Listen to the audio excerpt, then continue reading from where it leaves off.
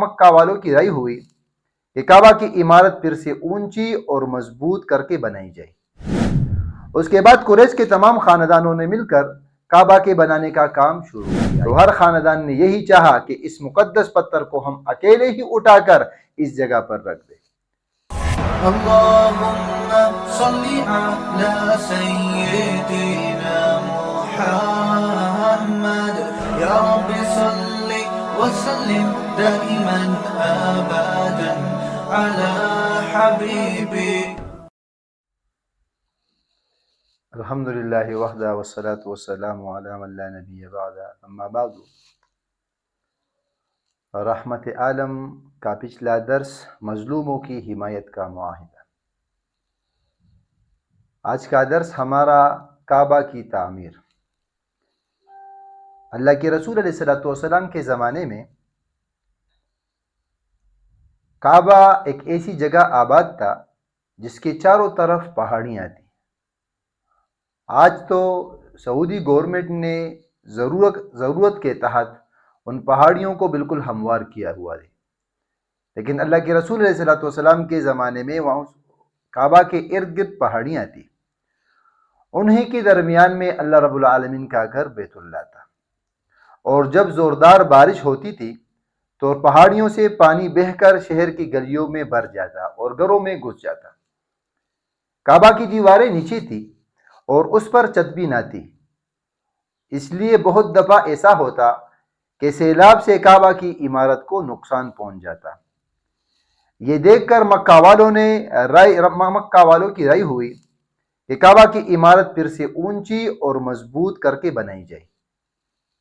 اتفاق سے یہ حادثہ پیش آیا کہ مکہ کی بندرگاہ پر، جس کا نام جدہ ہے، وہاں پر ایک جہاز آ کر کنارے سے لگ کر ٹوٹ گیا، اور جب قریش کو اس بات کا علم ہوا تو انہوں نے ایک آدمی کو بھیج کر جہاز کے تختے قیمتاً خرید لیے۔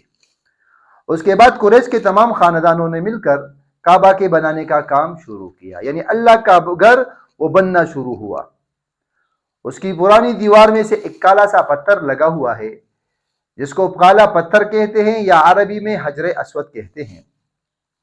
یہ پتھر عرب کے لوگوں میں بڑا متبرک سمجھا جاتا ہے، جیسا کہ آج کل مسلمان بھی اس کو بڑا متبرک سمجھتے ہیں۔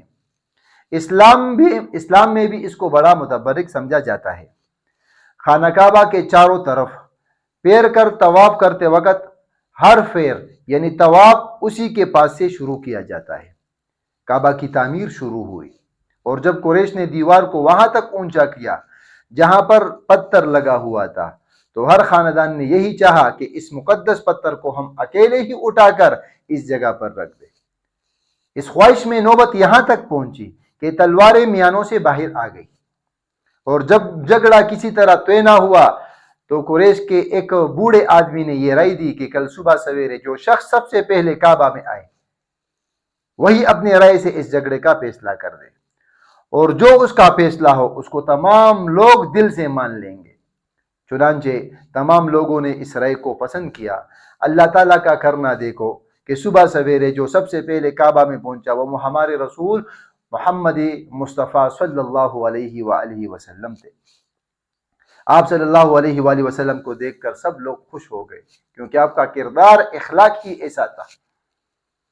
آپ صلی اللہ علیہ وآلہ وسلم نے اس جھگڑے کا حل یہ نکالا کہ ایک چادر منگوائی اور اس میں پتھر کو رکھا، اور ہر قبیلے کے سردار کو کہا کہ وہ اس چادر کے ایک کونے کو تھام لے اور اس کو اوپر تک اٹھائے، یعنی ہر قبیلے کا بڑا آدمی سردار وہ چادر کا ایک کونا پکڑ لے، چادر کا ایک سرلا پکڑ لے اور اس کو اوپر اٹھائے، اور جب پتھر چادر سمیت اپنی جگہ پر آ گیا تو آپ صلی اللہ علیہ وآلہ وسلم نے اپنی مبارک ہاتھوں سے اس کو اٹھا کر اس کی جگہ پر رکھ دیا، نصب کر دیا۔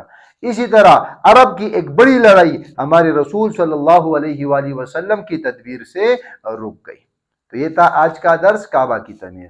انشاءاللہ کل کے درس میں ہم کچھ سوالات اپنے سامعین اور دیکھنے والوں کے سامنے رکھیں گے، تو سب سے گزارش ہے کہ وہ کمنٹس میں اس سوالات کے جوابات بتا دیا کرے تاکہ ہمیں دین کے سیکھنے کا موقع ملتا رہے وقتاً فوقتاً۔ واقول قولی ھذا استغفر اللہ لی ولکم ولسائر المسلمین۔ دعوت اہل حدیث ٹی وی کی منفرد اسلوب اور مستند معلومات پر مبنی بے شمار دینی اور تعلیمی ویڈیوز دیکھنے کے لیے ہمارا چینل سبسکرائب کیجیے اور ہماری نئی ویڈیوز سے اپڈیٹ رہنے کے لیے بیل آئیکن پر کلک کیجیے۔